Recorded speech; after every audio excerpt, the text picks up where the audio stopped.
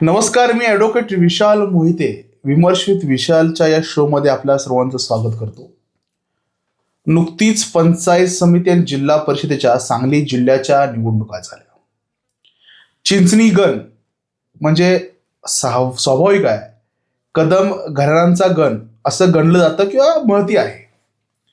काँग्रेसशिवाय तिथे कोणी निवडून येऊ शकत नाही अशी ख्याती आहे.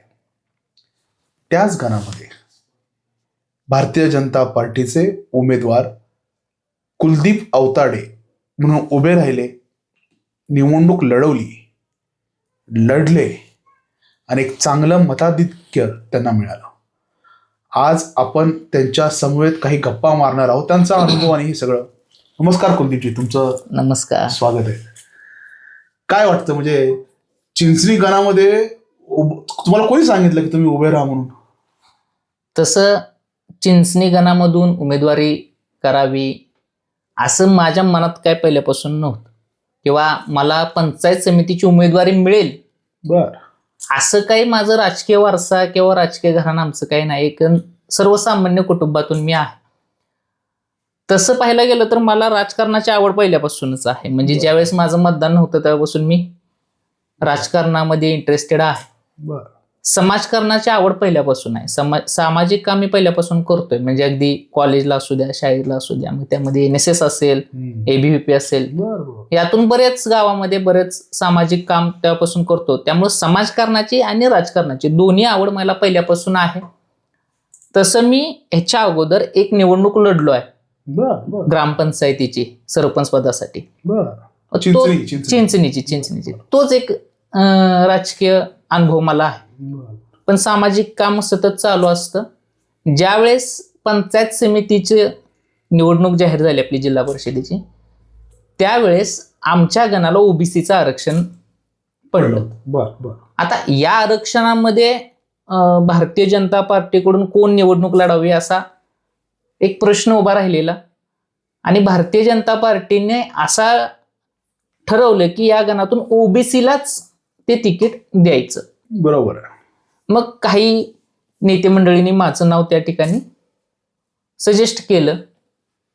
तसं निवडणुकीची तयारी म्हणा किंवा ह्या गोष्टी आपण काय केलेल्याच नव्हत्या. मग शरद भाऊ लाड असतील, संग्राम भाऊ असतील, बाबा असतील, यांनी मला सांगितले की तुम्ही निवडणूक लढवा, निदान अर्ज तरी भरूया म्हणले. म्हणून अर्ज आम्ही भरला. त्यानंतर अजून 1-2-3 अर्ज होते, आणि पक्षाने निर्णय घेतला की तुम्ही निवडणूक लढवा. त्यावेळेस मला पक्षाने फॉर्म दिला, उमेदवारी करण्याची संधी दिली. म्हणून मी या निवडणुकीमध्ये सक्रिय झालो आणि निवडणूक लढवली. मग पक्षानं एक सामान्य कुटुंबातील माझ्यासारख्या सामाजिक काम करत असलेल्या माणसाला संधी दिली, हे पक्षाचं मोठेपण आहे. मी काय मोठा आहे आणि त्यामुळे निवडणूक लढलोय असं नाही. मग झालं, तुम्ही माझा फॉर्म भरला, सगळं झालं. काय प्रचाराचा काय अनुभव, म्हणजे प्रचार कसा चालला, काय अनुभव आलेत का प्रचारात? प्रचारात बरेच अनुभव आले. म्हणजे तसं मी ते एका वाक्यात सांगायचं झालं तर, एक परवा मीच स्टेटस ठेवलं की हे चुकीच, म्हणजे तसं ठेवायला नाही पाहिजे, की आजपर्यंत जर बघायला गेलं तर मग अगदी आपण रामायण असू द्या किंवा शिवाजी महाराजांचा इतिहास असू द्या, काय असू, तसा धोका आपल्याच माणसांकडून आपल्याला होतोय. म्हणजे विरोधक जो असेल तो समोरून वार करतो. बरोबर. त्यामुळे ते वार आपल्याला झेलण्याची ताकद आपल्याकडे आहे, किंवा ते झेलू शकतो आपण. बरोबर. पण आपली माणसं ही समोरून वार न करता थोडस मागून वार करतात. हा अनुभव थोडासा वाईट अनुभव म्हणता येईल. मी असं म्हणत नाही की आपल्या माणसाने दगाच दिला किंवा काय, असंही नाही. काय काही माणसांनी चुकीच्या गोष्टी केल्यामुळं मी निवडून आलो असतो असं नाही. कारण तुम्ही म्हटला तसं चिंचणी गणातून निवडून येणं काय तेवढं शक्य नाही, कारण विरोध पार्टीची ताकद खूप मोठी आहे, त्यांच्या संस्था आहेत, आपल्याकडे काहीच नाही आहे. परंतु थोडासा आपल्या माणसांच्याकडून प्रचाराच्या दरम्यान काही थोडासा त्रास झाला. चांगला अनुभव म्हणाल तर काही चांगली लोक पण भेटली. म्हणजे अगदी पक्षाशी निष्ठावान असणारे, मी फक्त चिंचणी गावापुरता मर्यादित होतो राजकारणामध्ये किंवा समाजकारणामध्ये. परंतु या 7 गावात फिरत असताना प्रत्येक गावातून एक 10-15 लोकांची अशी फळी आहे की काही जरी केलं, त्यांना कशाचंही आमिष दाखवलं तर ते बदलणार नाही आणि ते पार्टीसाठी काही करायला तयार आहेत. अगदी आर्थिकदृष्ट्या जरी त्यांना काही गोष्टी दिल्या, तुम्ही हे काम करा, हे करा, तर ते खिशातील पैसा यूज करतात आणि ते पैशाचा योग्य वापर करतात. अशीही काही माणसं आहेत. काही आहेत आता की जे चुकीचं आर्थिकचं नियोजन करतात किंवा तेवढं पक्षाशी एकनिष्ठ राहत नाहीत. अशीही काय आहेत. पण म्हणजे दोन्ही अनुभव आहेत. एक चांगला अनुभव म्हणाल तर एक निष्ठ माणसांशी जोडलो गेलो आणि ती कायम सोबत राहतील. जरी मी पुढे निवडणूक लढवेल नाही लढवेल हा पुढचा भाग, पण ही चांगली माणसं सोबत राहतील, एक चांगला अनुभव.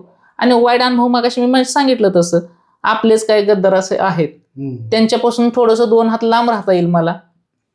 आणि एक गोष्ट मी सगळ्यांना सांगू इच्छितो, जर आयुष्यामध्ये तुम्ही म्हणता की माझ्या मागे एवढी माणसं आहेत, मी फोन केल्यानंतर एवढी गोळा होतील, तेवढी गोळा होतील, रात्री 2ला येतील, असं आपण म्हणतो.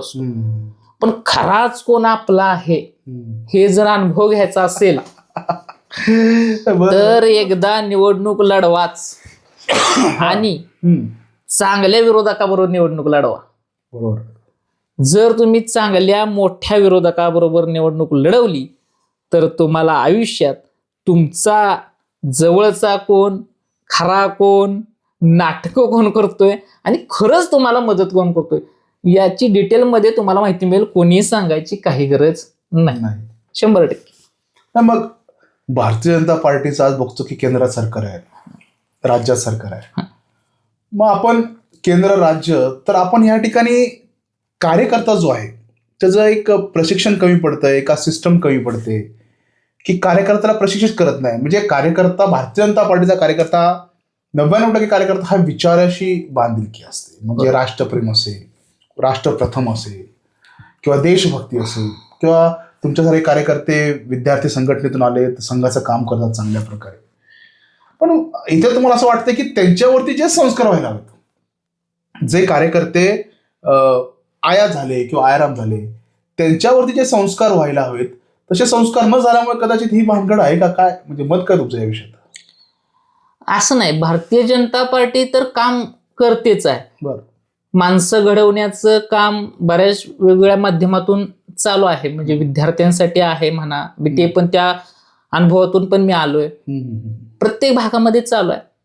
पण थोडासा आपल्या भागाचा विचार केला तर आत्ता भारतीय जनता पार्टी कुठंतरी सक्रिय झाले असं मला वाटतं. कारण अगोदरचा जर आपण पूर्ण विचार केला तर विरोधकांची ताकद मोठी आहे, त्यांच्याकडे माणसं जास्त आहेत आणि आपल्याकडे माणसं कमी आहेत. आणि त्या माणसांना ते ट्रेनिंग मिळालेलं नाही असं मला थोडंसं वाटते. जे भारतीय जनता पार्टी प्रशिक्षण दिलं जातं आणि ज्यांना ट्रेनिंग मिळाले ती माणसं खूपच कमी आहेत. त्यामुळं आपल्या जर हा कडेगाव पोलीसचा किंवा आपल्या चिंचणीकरणाचा कडेगाव तालुक्याचा विचार जर करायचा असेल तर थोडंसं माणसांना प्रशिक्षणाची पण गरज आहे. कारण संघटन हे खूप महत्वाचं आहे. मुळात संघटनातून काही मिळत नाही ही गोष्ट मनावर त्यांच्या बिंबवली पाहिजे.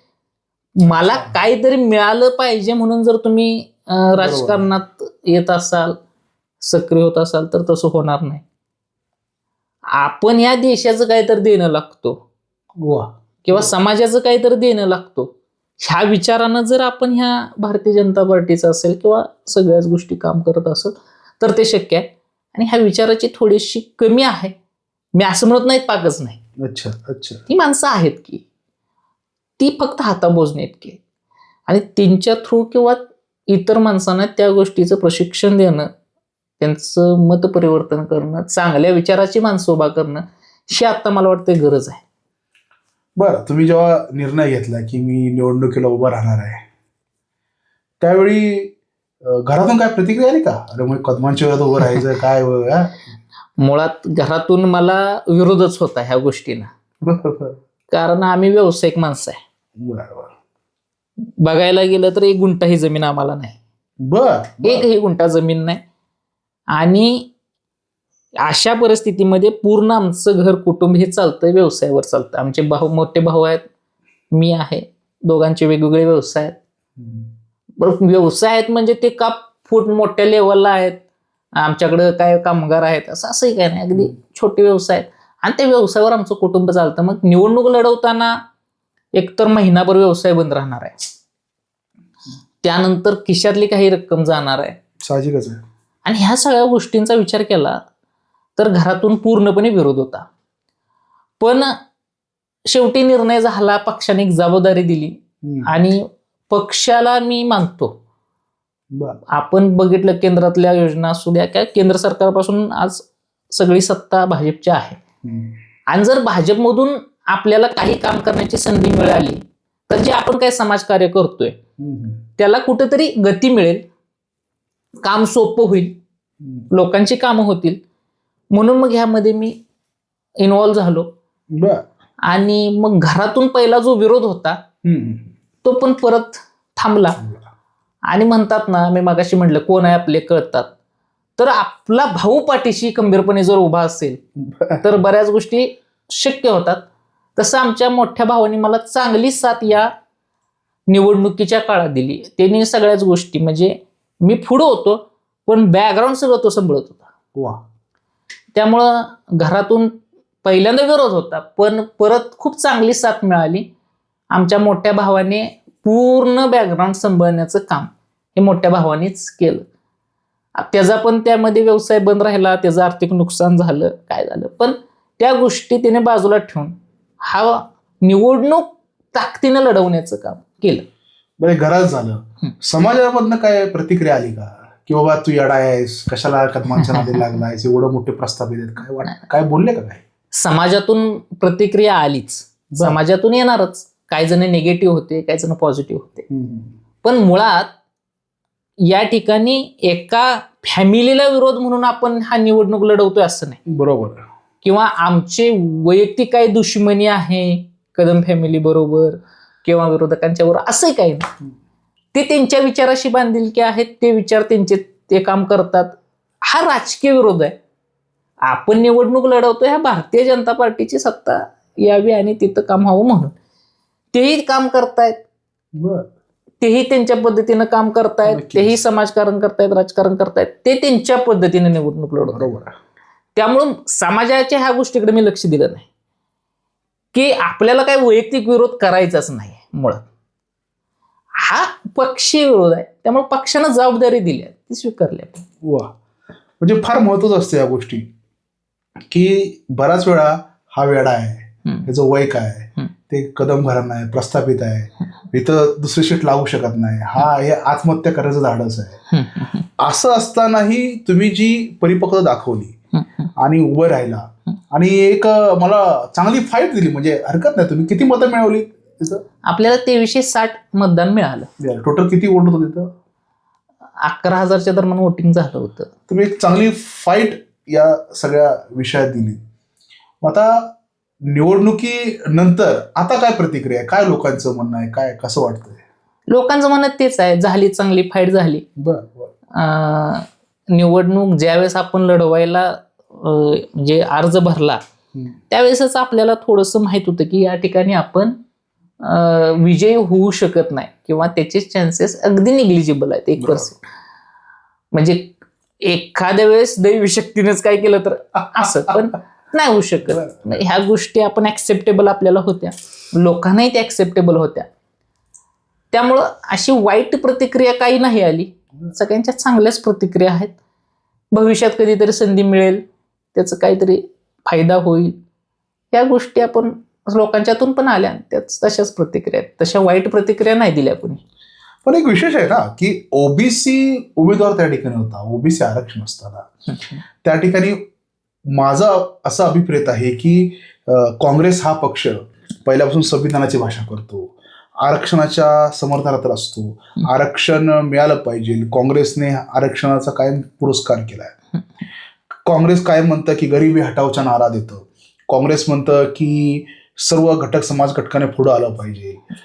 असं असतानाही त्या ठिकाणी ओबीसी सीट होती. म्हणजे विशेष काय वाटलं की ऋषीदादा त्या ठिकाणी कुंडलावर उभे राहिले, जितेश भैया आपले हिंगणगाव बुद्रुकला उभे राहिले. पण ठीक आहे, ते ओपन वॉर्ड होते, त्यांनी प्रयत्न केला. पण मी जेव्हा चिंचणीमध्ये फिरलो किंवा मी इतर ठिकाणी फिरत होतो, तर लोकांच्या मनात एक सल होती की ओबीसी समाजाचं आरक्षण असताना त्या ठिकाणी ठीक आहे, त्यांनी दाखला काढला, सगळं काढलं, हरकत नाही. पण कदम घराणं साधारण मराठा समाजाचं गणलं जातं, आपण जर कास्ट वाईज विचार करू तर. आणि ठीक आहे, तुम्ही जर तडसर गण ओपन होता, तडसर गणात जरी उभे राहिले असते कॅन्डिडेट, हरकत नाही. पण असं कुठं वाटत नाही का की ओबीसीच्या आरक्षणावरती गदा आणण्याचाच हा एक प्रयत्न आहे? काय मत आहे या विषयात आपलं? नाही, कसं आहे, हा समाजाने विचार करण्याचा प्रश्न आहे की ह्यावर आपण वैयक्तिक भाष्य नाही करू शकत. तेवढं ज्याच्या त्याचा तो प्रश्न आहे. थोडंसं ओबीसींना कुठंतरी नाकारलं गेलं हे जाणवतंय, परंतु हा आता याचा विचार समाजाने करायला हवा. आपण काय करू शकत नाही, त्यावेळेस भाष्य करू शकत नाही. तुम्ही म्हणता ते योग्य आहे की ती ओबीसीची शीट होती, सगळ्या गोष्टी आहेत, पण समाजानं ते ऍक्सेप्टेबल असेल तर आपण तरी काय करणार? त्यामुळे काँग्रेसमध्ये असा कुठला कार्यकर्ता नाही का ओबीसी समाजाचा आहे? आज आपण त्यांचं म्हणतो, त्यांचं एवढं नेटवर्क आहे, कार्यकर्ते आहेत, असं आहे. पण असं मला आश्चर्य वाटलं की त्या पूर्ण गणामध्ये काँग्रेसने एकही ओबीसी चेहरा डेव्हलप केला नाही का? की ज्याला उमेदवार दिली पाहिजे. किंवा तुम्ही आज बघाल व्यासपीठाचं बघाल तर व्यासपीठावरती इन 4 लोक असतात आणि ती पण कदम घराण्याची असतात. मग आपला देश घराणेशाहीकडे झुकतोय का आपण संविधानाला मानतो, सार्वभौम मानतो, लोकशाहीला मानतो? हे थोडं चित्र त्याला विचित्र वाटलं. पण त्यालाही लोक प्रतिसाद का देत नाहीत? काय मत काय तुमचं या विषयात? आता हा प्रश्नाचं उत्तर किंवा ह्या प्रश्नाचं उत्तर मला वाटतंय त्यांच्याच एखाद्या कार्यकर्त्यांनी दिलेलं माझ्यापेक्षा योग्य राहील. बरोबर आहे. नाही, ओबीसी किंवा त्यांच्यातलं कोणतेही मी उत्तर देणं ते चुकीचं राहील. आणि म्हणजे आम्हालाही आश्चर्य वाटलं की कार्यकर्ते डेव्हलप केलेत का तुम्ही घराने डेव्हलप केली? म्हणजे असं म्हणतात की पाहण्यातच काही लोकांचं नामकरण होतं की तू नेता, तू भैया. म्हणजे हे कुठं थांबलं पाहिजे जर आपण लोकशाही मानणार आहोत. घराणेशाही गेली ना आता. आपला देश हा गणतंत्र देश आहे, रिपब्लिक देश आहे, लोकशाही मानणारा देश आहे. पण अजूनही असं होत असेल, मला वाटतं ओबीसीने याची दखल घेतली पाहिजे. म्हणजे ओबीसीने याबद्दल जागृत झालं पाहिजे की आपल्या हक्कावरती गदा आणली, आपल्या आरक्षणावरती गदा आणली. एरवी आरक्षणाच्या नावावरती गरड ओकणार हीच काँग्रेस आहे. ह्यावेळी त्यांना का दिसलं नाही की एका ओबीसी मतदारसंघावरती आज गदा आणण्याचा प्रयत्न केला? बरं, त्यांनी सर्टिफिकेट आणलं, कसंही आणलं, पण नंतर क्रिएट झालं ना ओरिजिनल ओबीसी जो आहे, ज्याच्याकडं फार वर्षाहून सर्टिफिकेट आहे. मग असं असतं तर मग त्यांच्या बंधू आहेत, त्यांचे वडील आहेत, किंवा त्यांचे चुलते आहेत, किंवा इतरांनी का लावलं नाही? ओबीसीच लावत होतं ना. या मागे कधी त्यांनी प्रत्येक ठिकाणी इलेक्शनमध्ये त्यांच्या जे काही पूर्वज असतील किंवा विद्यमान आमदार असतील, त्यांनी कधी मी ओबीसी असं म्हणलंय का? ओबीसी समाजाने याचा विचार केला पाहिजे आणि ओबीसी जागृत झालं पाहिजे आणि याचा धागा झाला पाहिजे की काय गोष्ट आहे नक्की की ओबीसी समाजाला का नाकारलं काँग्रेसने, ओबीसी समाजाचा उमेदवार का दिला नाही, का ओबीसी समाजाचे नेतृत्व करण्याची कुवत नाही का, असं त्यांचं म्हणणं आहे का? त्यामुळे हा एक मोठा हल्ला, मला वाटतं हा लोकशाहीवरती हल्ला आहे आणि हा राहुल गांधी तुम्ही जे म्हणता त्या संविधानावरती हल्ला आहे. अत्यंत चुकीचं कृत्य या ठिकाणी घडलं. पण मनी आहे, मसल्स आहे, हे मारून नेलं.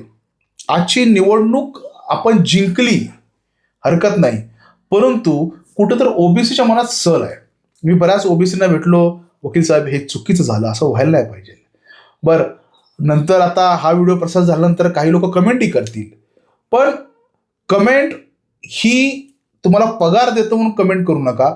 कमेंट ही प्रॅक्टिकल कमेंट करा, कारण की मी त्यांच्यात कामाला आहे, त्यांच्यात चाकरीला आहे, त्यांच्यात नोकरीला आहे, म्हणून मला कदमासाठी बोललंच पाहिजे म्हणून कमेंट करू नका. पण खरोखरच लोकशाहीवरती घातक असं कृत्य या चिंचणी गणात घडलं. खरोखरच वाईट वाटतंय. एका आमच्या ओबीसी उमेदवारावरती अन्याय झाला. कुठलंही नेतृत्व, हे आरक्षणाचं कशासाठी आहे की ओबीसी समाज असेल, एससी समाज, एसटी समाज, त्या समाजाने एकत्र आलं पाहिजे. पिढ्यानपिढ्या ज्यांच्या घरात सत्ता आहे ज्यांनी सत्तेचा माज केला, पण जो गावगाडातला आहे, 12 बलुतेदार आहे, 18 बलुतेदार आहे, त्यांनी या प्रवाहात आलं पाहिजे.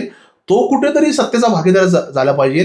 ती जी जमात आहे ती सत्ताधारी झाली पाहिजे. हे बाबासाहेबांचं स्वप्न होतं. अगदी काशीराम असतील, त्यांचंही स्वप्न होतं की ओबीसी असेल, एससी असेल, एसटी असेल, ही जमात सत्ताधारी जमात झाली पाहिजे, तरच कुठेतरी परिवर्तन होईल. फक्त एकच कम्युनिटी, एकच जात यामध्ये प्रस्थापित जी आहे ती हक्क गाजू नये. मला वाटतं लोकशाहीची खऱ्या अर्थाने हत्या त्या ठिकाणी झालेली आहे.